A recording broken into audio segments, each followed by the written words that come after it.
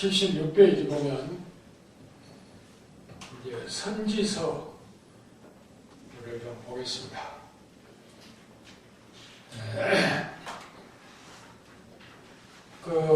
우리가 성경을 분류할 때 기독교식 분류와 히브리식 분류가 다르다고 그랬죠?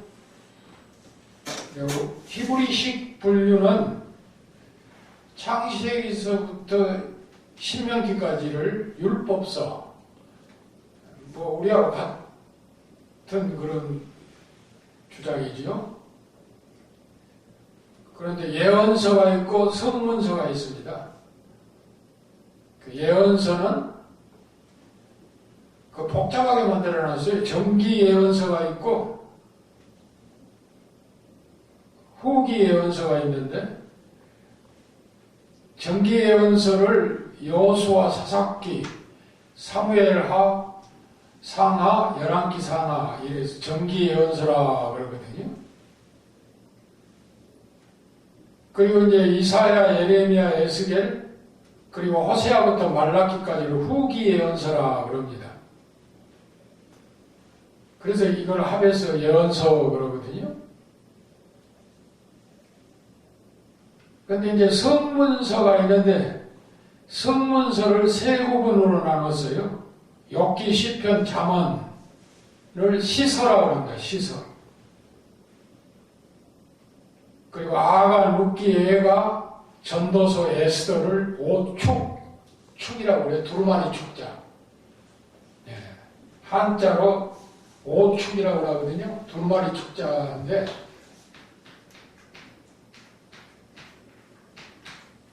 박기축이라고도 그렇게 얘기를 하는데, 오축.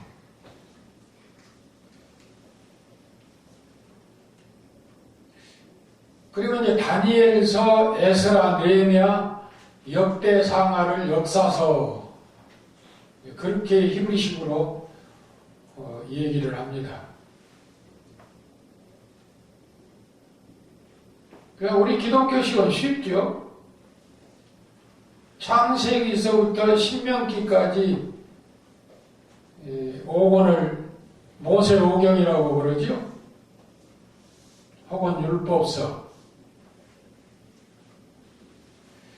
그리고 여호수아서부터 에스라까지 9권을 역사서 그럽니다.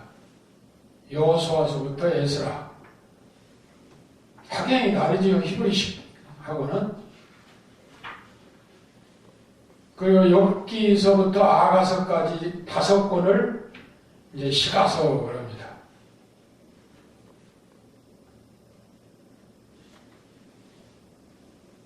그리고 이사야서부터 다니엘서까지를 5권인데 대선지서 그러지요. 그리고 호세아부터 말라기까지를 12권인데 소선지서. 그래서 대선지서와 소선지서를 하면서 선지서 그럽니다. 혹은 예언서.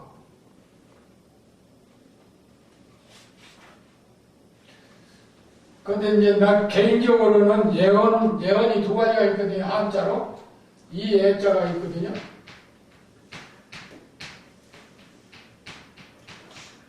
이 예자 예언이 있고,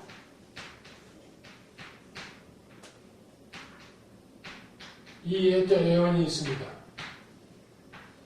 틀린 말을 아닌지 모르지만 이 예언은 보통 점쟁이들이나 그 세상에 사술가들이 하는 예언을 이렇게 써야 돼요. 그리고 우리 기독교의 예언은 이렇게 써야 됩니다. 근데 보통 기독교에서도 이렇게 쓰거든요. 그건 잘못된 거예요. 원칙을 따지자면 이거는 무당들이 쓰는 거고, 우리 기독교의 예언은 이렇게 표현을 해요.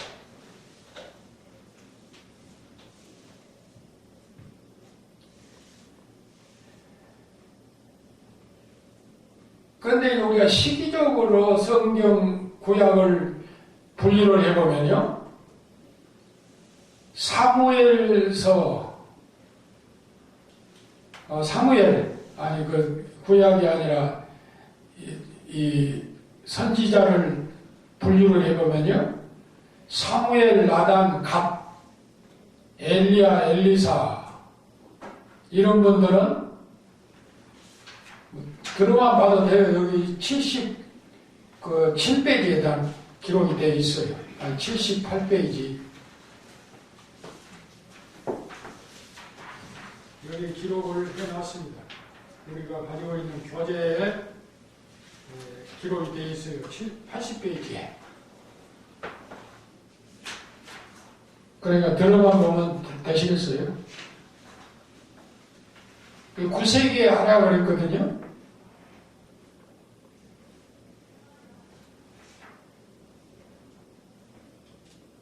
그런데 책으로는 기록이 없어요. 사무엘도 그렇고 나단도 그렇고 갓도 그렇고 엘리야도 그렇고 엘리사도 그렇고 책으로는 기록된 것이 없죠. 책으로 이제 기록을 남기는 시기는 언제였느냐면 8세기부터 5세기까지입니다. 그러니까 한 약 400년 사이에 집중적으로 등장을 한 거죠. 그러니까 8세기부터 5세기까지의 약 한 400여 년은 이스라엘 역사상 가장 역동적 격변기입니다. 이때 이제 모든 선지자들이 기록으로 남겼어요. 그래서 지금 우리가 구약 신학을 공부하는데 기록으로 남긴 선지자들의 사상과 신학을 조명하는 겁니다. 기록으로 남겨, 기록으로. 이사야서부터 말라기까지 17권이죠.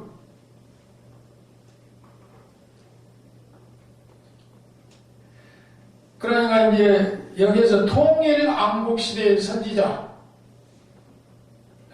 사무엘, 나단, 갓, 아히야, 잇도 이게 이제 통일 왕국 시대의 선지자입니다.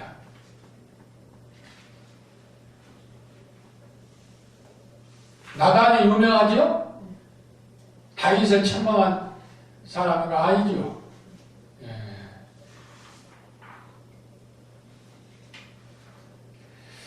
그런데 이제 분열 왕국 시대의 선지자는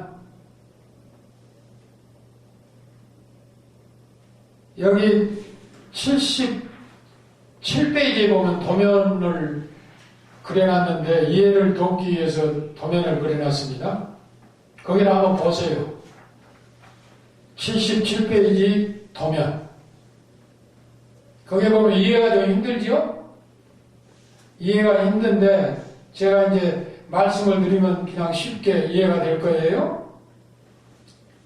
왼쪽 맨 위에 이스라엘 초대 왕이 누구냐면 여로보암이죠. 그 귀퉁이에 나왔죠. 왼쪽, 예? 예.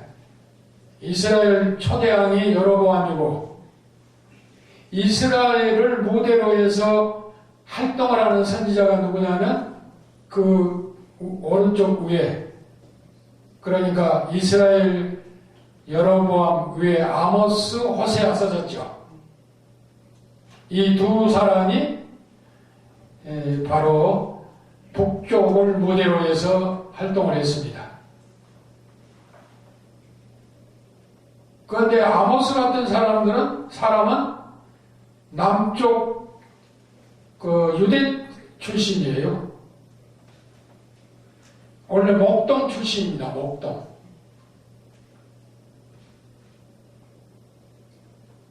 그리고 호세아는 북쪽 출신이죠. 그래서 이 두 선지자는 북쪽 이스라엘을 모델로 해서 활동을 했습니다.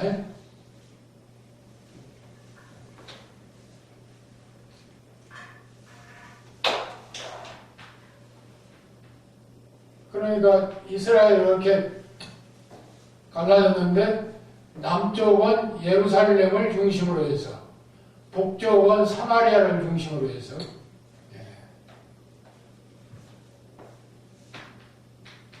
북이스라엘, 남유다, 남조 유다와 북조 이스라엘로 분열이 됐습니다. 그래서 맨 왼쪽 그 밑에 보면 유다 초대왕이 누구요? 르호보암이죠. 솔로몬의 아들. 르호보암. 그래서 이렇게 북쪽을 무대로 해서 활동한 아모스와 호세아, 그리고 남쪽을 무대로 해서 활동한 선지자가 요엘, 이사야, 미가. 그래서 요엘과 이사야와 미가는 8세기에 활동을 했습니다. 8세기. 그리고 이제 7세기에 활동을 하는 선지자가 스바냐, 하박국, 예레미야. 예레미야는 이제 포로로 잡혀간 이후에 예레미야는 남아서 애굽으로 피난을 가가지고 애굽에서 활동을 한참 했었어요. 예레미야는. 그런데 그 위쪽으로 보면 에스겔과 다니엘이 나오죠. 이 사람들은 바벨론을 무대로 해서 활동을 했습니다. 에스겔과 다니엘. 다니엘을 말할 필요가 없지만 에스겔은 활동을 할 때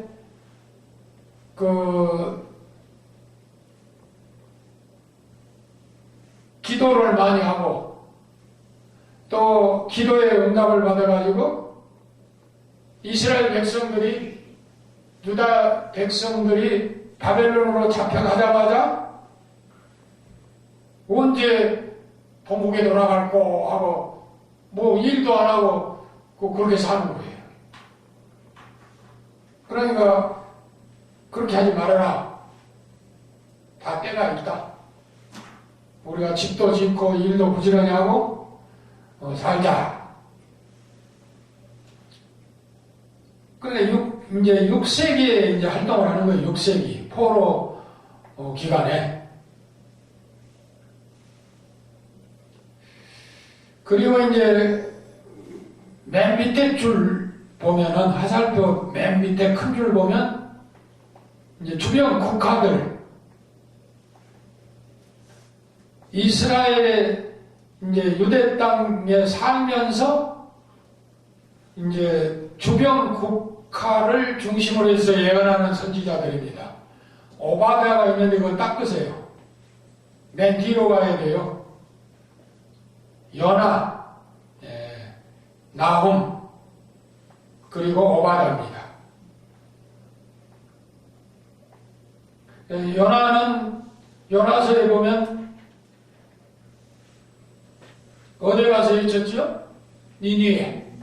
니니에 가서 외친 회개를 촉구한 요나입니다. 나훔은 니니에를 향해서 예언을 했는데 이제 심판을 선언한 거죠. 심판. 그리고 오바댜는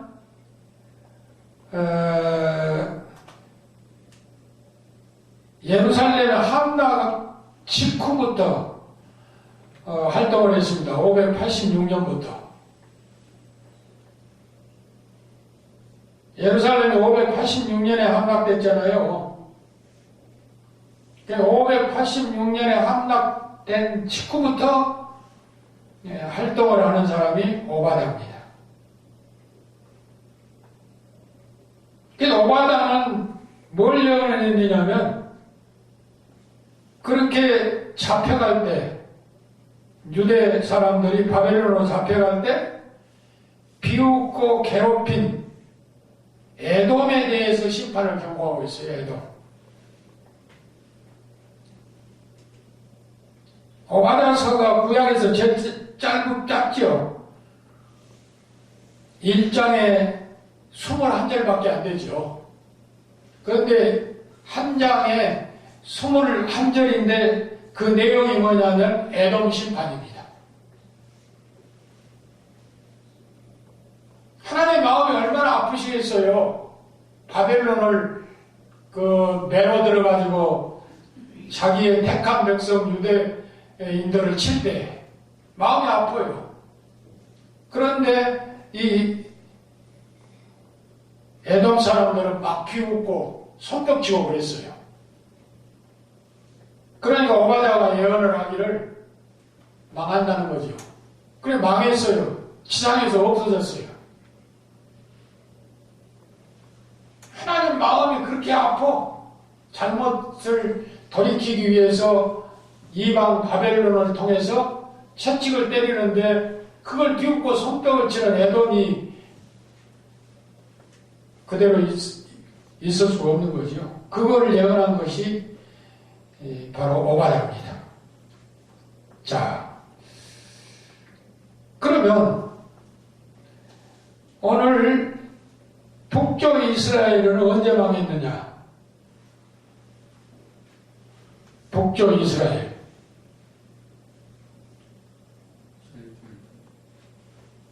아시리아에게 망했어요. 아시리아에게. 그러니까 209년 만에 망한 겁니다. 209년 만에.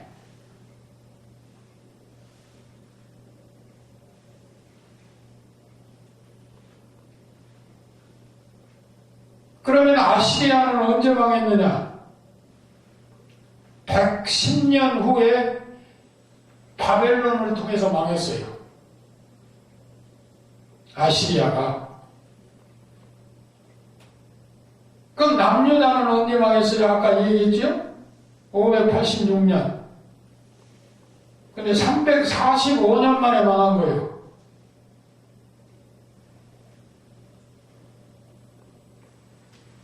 누구에게? 바벨론에게 망한 겁니다. 그럼 바벨론은 누구에게 망했느냐? 47년 후에 펜사에게 망했습니다. 바사에게 망했어요. 바사. 그러니까 시리아는 그게 아람이죠. 아람. 시리아는 아람인데 바로 이 이스라엘 바로 북쪽에 있는 레바논 바로 위에 있는 시리아, 지금도 시리아라고 하죠? 그 아람이었어요. 근데 이 아람은 그러면 어떤 사람들이냐? 아람족은 732년에 망했는데 전통적인 셈족이에요. 셈족. 창세기 22장 22절로 23절에 보면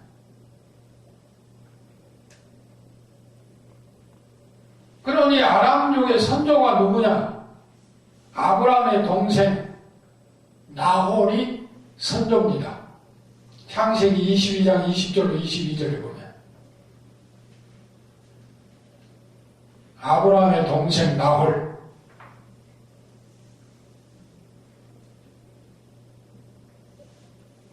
창세기 25장 20절에 보면 이삭의 처가 누구예요?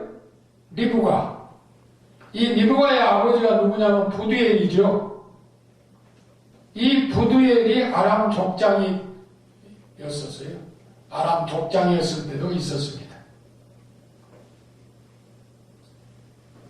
그래서 아람과 이스라엘은 언제나 우호적 관계였어요. 왜냐하면 아브라함의 형제지간이니까 아브라함하고. 그런데 왕정시대에 들어와서 적대관계가 형성됐습니다. 사울시대에 와서 아람 소바왕과 싸워서 승리를 얻고 사무엘상 14장 47절에 보면 다윗은 아람 도시들을 격퇴하게 되었어요. 사무엘하 10장 1절 18절에 보면. 그래도 결혼은 계속됐습니다. 사무엘하 3장 3절에 보면.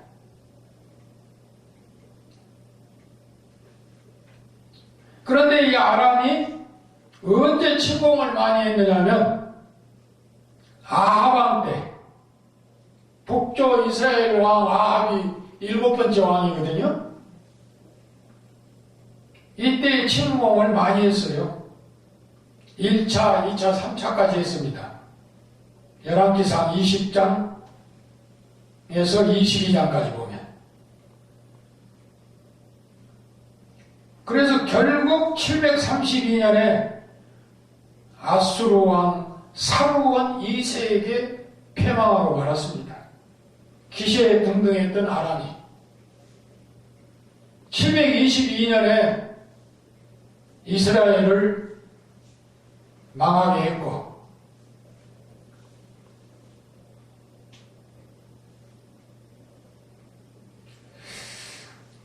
자,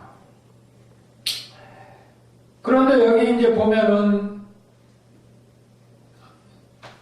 시리아 시대에서 아람 시대로 제일 밑에 쭉 그 줄 밑에 이제 아수르 시대.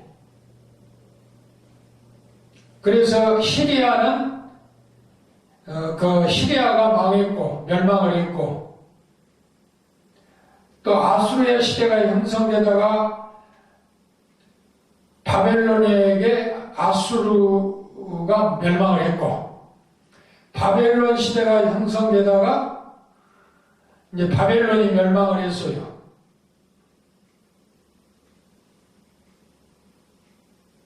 이 바벨론이 어디를 통해서 멸망을 했어요? 헬라. 그래서 헬라가 통치를 했는데 331년부터 63년까지 통치를 했습니다. 제국주의로.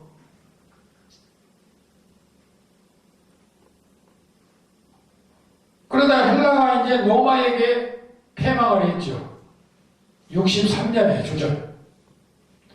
그래서 이제 로마가 주전 63년부터 주후 476년까지 지배를 하게 됐습니다.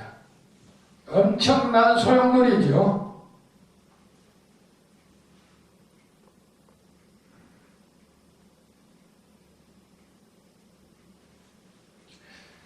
이런 이제 도표를 조금 인식을 하시고요. 다시 76페이지 보면은 거기에 또 도표가 나오죠. 시대별 도표를 간단하게 했습니다.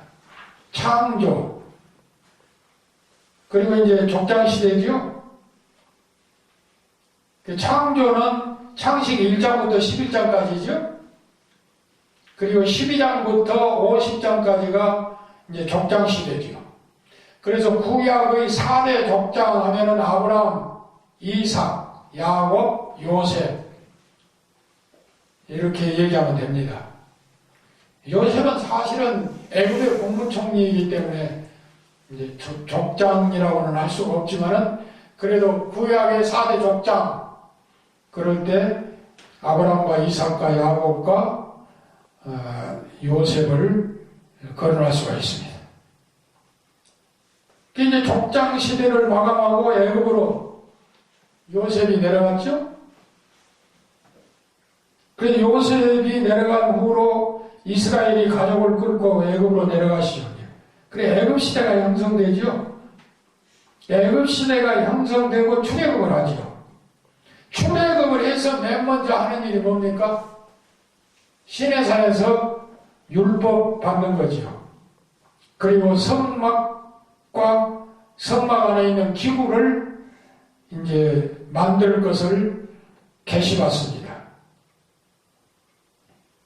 그게 이제 출애굽기에 쭉 나오잖아요.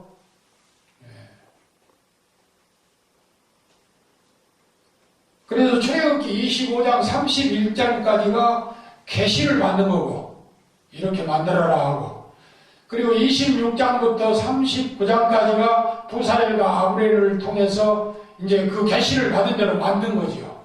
성막과 기구를. 그리고 이제 광야 시대로 접어들어갑니다. 그 도표에 그렇게 이제 해놨잖아요. 광야 시대. 이제 방황이죠, 이게. 광야 시대를 마감하고 이제 가나안 입성하죠. 이게 이제 정복 시대입니다. 이제 정복을 하고 나서 이제 사사기가 등장을 하죠. 그래서 사사들의 통치. 한 400여 년 동안 형성됐죠. 그러다 사사시대를 마감하고 이제 통일시대가 형성됩니다. 그래서 그 초대 왕이 사울입니다. 사울은 적통이 아니죠. 사사시대와 왕정시대를 이어주는 가교 역할을 했을 뿐입니다. 그래서 이스라엘 초대 왕이 사울이지만, 그러나 사울은 사사시대와 왕정시대를 이어주는 가교 역할을 했을 뿐이지, 이스라엘의 초대 왕은 다윗입니다. 분열왕국 초대는 르호보암과 여로보암이지만, 남북을 합쳐서 통일시대의 초대왕은 곧 다윗입니다.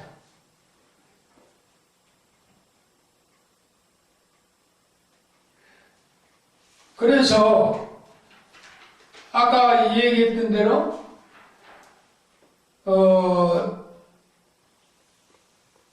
몇 년입니까? 이스라엘 백성들이 왕정시대를 형성하던 그 시기가 500년이 못 되거든요.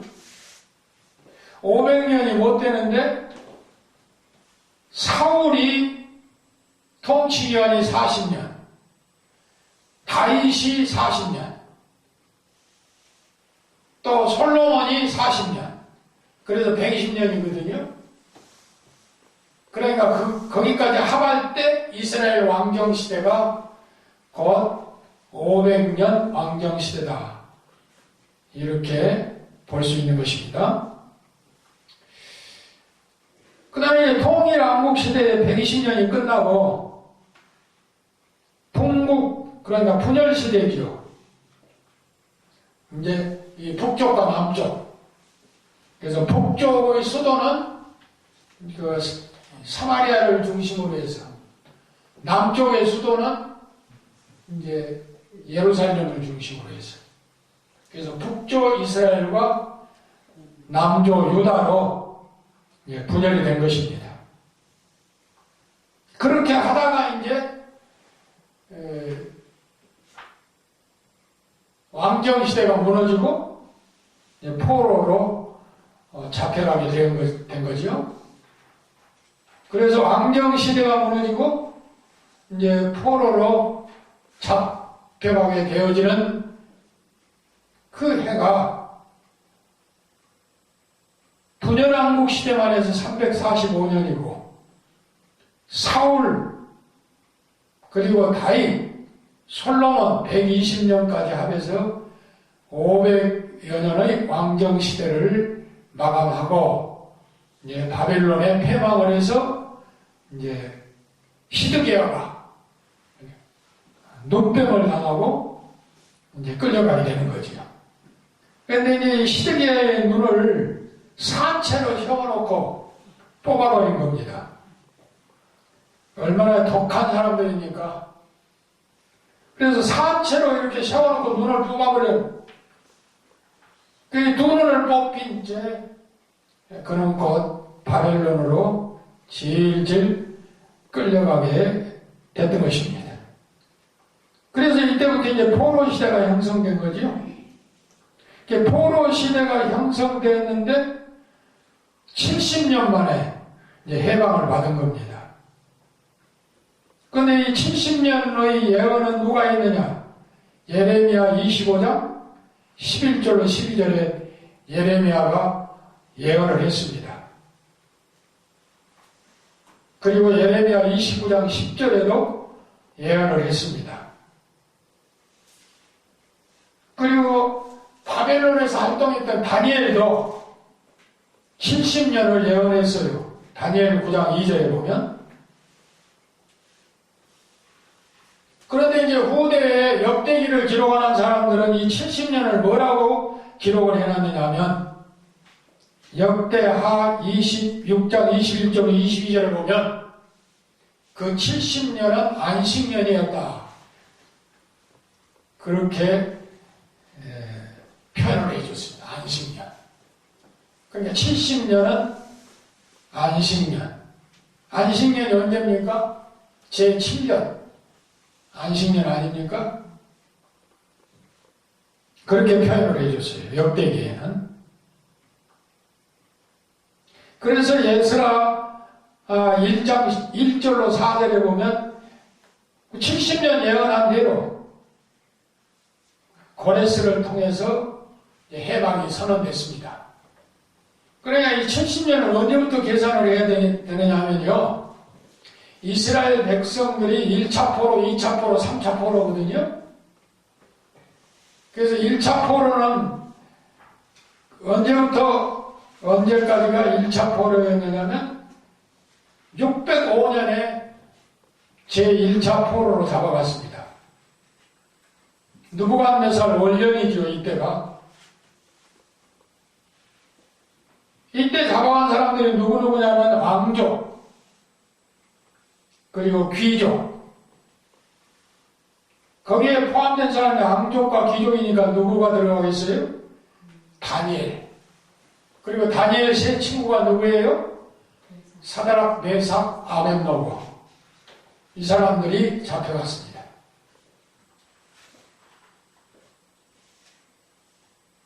다니엘 1장 1절로 6절을 참조하시기 바랍니다. 그리고 제2차 포로는 598년이에요. 느부갓네살이 통치한 지 7년 만에 두 번째로 포로로 잡아갔어요. 이때 포로로 잡아간 사람이 누구냐면 여호야기나 그리고 방백. 방백이면 우리나라로 말하면 도지사급이죠. 네, 도지사급. 이 방백들을 끌어가고 군사 1만 명을 끌고 가고 그리고 기술자를 끌고 가고 거기에 일반 백성들을 일을 시키기 위해서 끌고 갔습니다. 열왕기하 24장 14절을 참조하시기 바랍니다. 그리고 이제 세 번째로 끌어간 3차 포로는 586년이에요. 느부갓네살이 통치한 지 18해 만에 이제 세 번째 끌려갔는데요. 이때 끌려간 사람이 이제 시드기야죠. 눈을 빼고 그리고 모든 방백 다 끌고 갔습니다.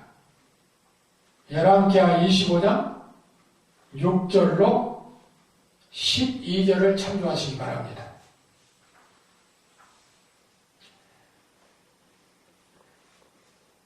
그런데 귀환을 시키는 것도 세 번에 걸쳐서 귀환을 시켰어요.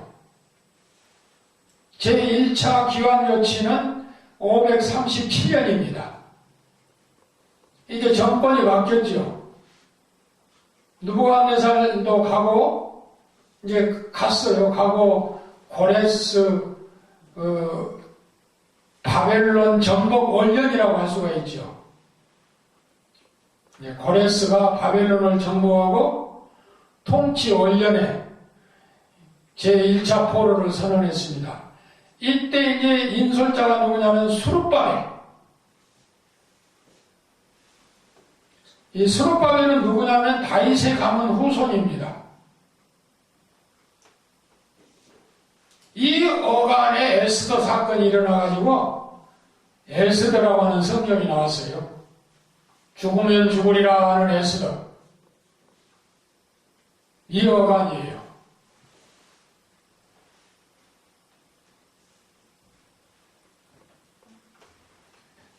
그런데 이 먼 길을 이들이 이제 해방을 받아가지고 나오면서 그냥 나온 건 아니지 않습니까?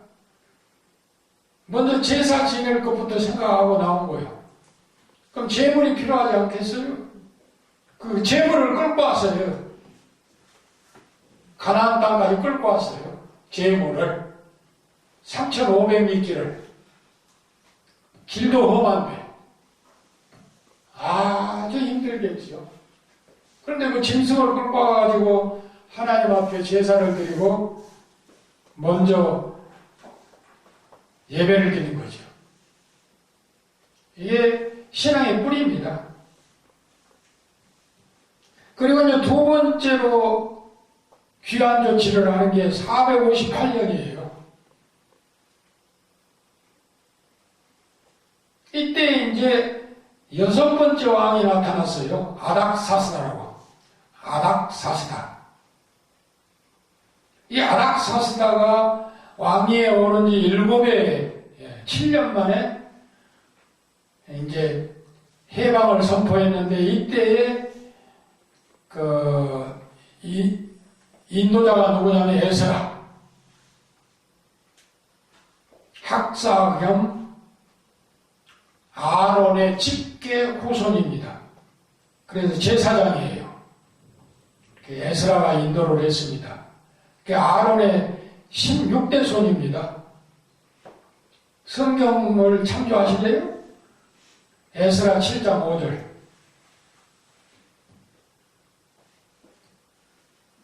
그 다음에 세 번째로 또 석방명령을 했어요. 444년입니다. 이때 아닥사스다가 이제 즉위해가지고 20년이 되던 해에 이때 인솔자는 누구냐면 느헤미야입니다. 느헤미야는 바벨론에서 관직이 무슨 관직이었느냐면 술 맡은 관원, 임금의 술 맡은 관원, 그리고 임금의 침실 경호원. 그러니 뭐 아주 센 사람이죠. 그게 나오기도 싫지. 우리나라 36년 일제 탄압 속에 살던 때에도 일본 가서 사는 우리 조선 사람들이 나오기 싫어가지고 거기에 주저앉은 사람들이 많잖아요. 예.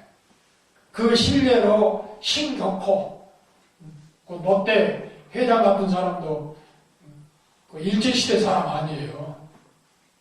그 일본서 장가하고 아들들도.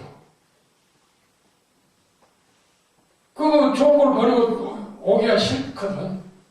그런데 이 사람은 술 맡은 간원이요, 임금의 침실 경호원이라고 하면 어떻습니까? 잠자는데 죽여버릴 수도 있는데 침실 경호원을 아무나도 시키겠습니까? 그만큼 신임이 있고 믿을만 하니까 침실 경호원을 했던 거죠. 그런데 이 사람을 인선자로 해서 3차 포로를 석방했습니다. 그러면 우리가 이거 날짜를 맞춰볼 때 뭐 70년이냐 이렇게 얘기할 수가 있겠죠? 그러나 이걸 잘 알아야 돼요. 70년의 날짜를 어디다가 포인트를 맞춰야 되느냐면 1차 포로와 1차 해방선언으로 맞춰야 돼요. 1차 포로가 언제요? 605년. 1차 해방이 언제요? 537년. 그 1년 남은 것 같은데 70년입니다. 거기에 포인트를 맞춰서 70년이에요. 그러니까 혹시 성도들이나 누가 70년 기준이 어디냐고 하면 이제 헷갈려가지고 그게 그거야라고 이렇게 하지 말고 확실하게 대답을 해주세요. 1차로 잡혀가는 해가 605년. 그리고 거기서 살다가 1차로 석방된 해가 537년. 거기에 포인트를 맞춰주시면 대단히 감사하겠습니다. 예.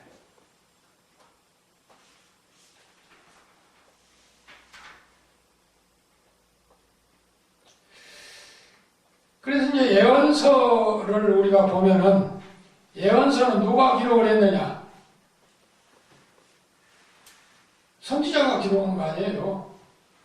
그런데 선지자와 선견자가 있다고 그랬죠. 선견자는 그 원문의 호재라고 하거든요. 이 호재라고 하는 말은 환상이 중심이에요. 환상. 관찰이라고 하는 말인데 로에에서 나온 말입니다. 그러니까 주로 이제 환상을 보고 얘기를 해주는 사람들이에요. 그럼 선지자는 뭐냐?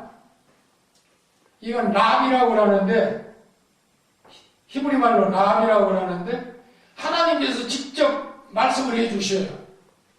그러면 하나님이 직접 해주시는 그 말씀을 그대로 전하는 거예요. 자기 말을 전하는 거 아니에요. 이게 랍이요. 이게 선지자입니다. 그래서 선견자와 선지자의 차이점이 거기에 있고 또 하나의 차이점은 뭐냐면 선견자는 비공식적, 비공식적, 사회적 공인을 받지 않는 선지자가 선견자입니다. 그런데 선지자는 공식적이에요. 사회적으로 공인을 받은 거예요. 그게 달라요. 그러니까 신학교를 공부 안 하고 목회를 하신 분이 있어요. 지금은 별로 없는 것 같은데 그 전에 교역자가 귀할 때는 많았어요. 장로님들이 하시기도 하고 그렇거든요. 그러니까 지금은 이제 그렇지 않은데 그 전에는 그러니까 침례교 같은 데는 부흥회하다가 부흥강사가 열심히 있고 봉사 잘하는 사람 나오라고 해가지고 그냥 안수해서 목사시키고 그랬어요. 지금은 그렇지 않아요. 침례 신학대학이 있어가지고 거기 나와가지고 이제 그 총회 법에 의해서 되는데 한 40년 전만 해도 그랬어요. 예. 여러분들 어렸을 때에.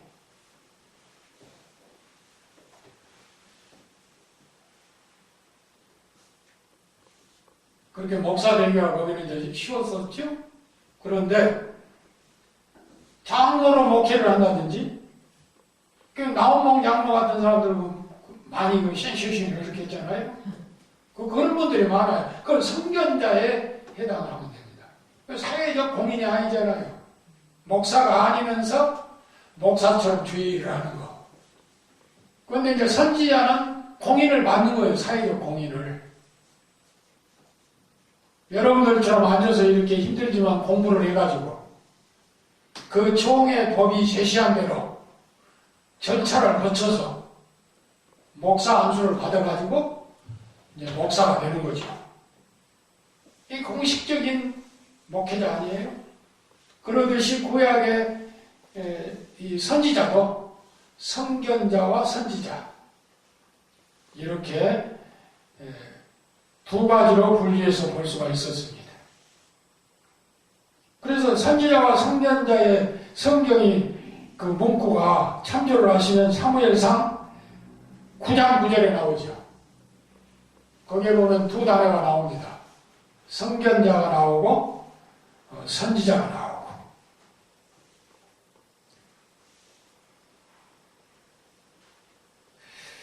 그래서 이제 이 선지자들을 통해서 우리에게 주신 선지서의 내용이 담고 있는 사상을 먼저 우리가 짚고 넘어가 보면은 하나님 나라와 메시아 구속 사역이에요. 하나님 나라와 메시아 구속 사역. 가장 강력하게 메시아를 제시해주고 있는 선지서가 스가랴서 같은데 거기에 보면은 앞으로 오실 예수님이 은 30의 8일까지 예언하고 나귀 새끼 타고 예루살렘에 들어갈 것까지 다 예언했잖아요. 기가 막힙니다. 그때가 개미 누구면 500년 전이에요. 500년 전에, 근데 이사야서에도 그랬습니까? 700년 전에 벌써 임마누엘, 지혜자, 모사 예언을 하셨잖아요. 그리고 십자가에 죽으실 것도 예언을 했죠. 이사야는 53장에. 이런 예언서를 우리가 볼 수가 있습니다. 그래서 예언서를 우리에게 주시는 목적이 있어요. 그냥 준 것이 아니에요.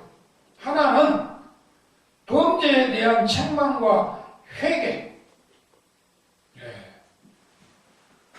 그리고 두 번째로는 하나님의 축복과 격려. 세 번째로는 독생자 보내실 은택을 예시하신 거예요. 독생자 보내실 은택. 그러니까 예언 가운데도 직설적인 예언이 있고 간접적이고 상징적인 예언이 있어요. 간접적이고 상징적이고 직설적 예언이 있고 이게 독생자를 보내실 은택을 예시하셨는데 이게 이제 요한복음 3장 16절에 이루어진 거 아니에요? 하나님이 세상을 이처럼 사랑하사. 근데 하나님이 세상을 이처럼 사랑한다고 그랬는데 이처럼이 뭡니까? 예? 하나님이 세상을 이처럼 사랑하사 그 뒷받침 나오지 않습니까? 독생자를 주셨다. 그럼 독생자를 주시는 것은 뭡니까? 사랑이에요. 한마디로 사랑입니다. 그럼 그 사랑을 우리는 어떻게 해야 됩니까? 하나님이 나를 죄에서 구원하시기 위해서 독생자를 주셨는데 그 사랑을 보답해야 되는데 어떻게 보답을 해야 되느냐 이거예요. 딱 한 가지의 보답을. 나를 위해서 독생자를 주신 그 독생자를 내 마음속에 모시는 것이 하나님 사랑하는 거예요. 간단해요. 권사님. 넓게 생각하고 복잡하게 생각할 필요 없어요. 하나님이 나를 사랑했는데 그 표정이 뭐예요? 독생자. 그러면 우리가 하나님이 나를 사랑하시기 때문에 독생자를 주셨기 때문에 그걸 갚아야 되는데 어떻게 갚아요? 그 갚은 길은 보내신 그분을 내 마음속에 모시는 것이 갚는 거예요. 쉽죠? 그러니까 그 얘기했잖아요. 전번 시간에. 그분을 내 마음속에 받아들이기 위해서는 내가 어떻게 해야 되느냐? 나를 끄집어내야 된다 이거죠. 내가 다리를 잡고 있기 때문에 나를 위해서 주신 최대의 선물을 우리의 마음속에 모시지를 못하는 거예요. 그러나 그분을 모시기 위해서는 내가 어떻게 해야 되느냐? 나를 끄집어내야 된다. 쉬운 것 같으면서도 또 어려운 거고 어려운 것 같으면서도 또 쉬워요. 그래서 나를 끄집어내고 나를 위해서 보내주신 독생자를 내 마음속에 모셔야 돼요. 그래서 로마서 1장에 신랄하게 얘기했잖아요. 바울이. 죄는 다 똑같은 죄지만은 죄는 다 똑같은 죄인데 무슨 죄가 있다고요? 대문자 죄가 있다고 해서 대문자 죄. 이게 신인데 이게 소문자 죄예요. 그런데 큰 죄가 있어. 이거 대문자가 신. 죄는 돼요. 근데 소소한 이게 가장 큰 죄가 어떤 죄냐? 하나님을 마음속에 모시기를 거부한 죄. 신학적인 표현으로 나를 위해서 보내주신 독생자를 내 마음속에 모시지 않는 죄가 바로 이 대문자 죄. 신이야, 신. 그러니까 이걸 해결해야 돼, 이걸 해결하면 뭐가 다 해결돼요? 이게 해결되는 거예요. 근데 이것만 우리가 가지고 지금 고통을 당하고 있어요. 변비가 생길 정도로. 그러나 변비 걸릴 필요 없어요. 변비약은 여기에 있어. 하나님 모시면 되는 거예요. 하나님 우리의 몸속에 꽉 차면 다른 거 들어올 수 있어요? 없어요? 없는 거예요. 비어있기 때문에 자꾸 들어오려고 하지.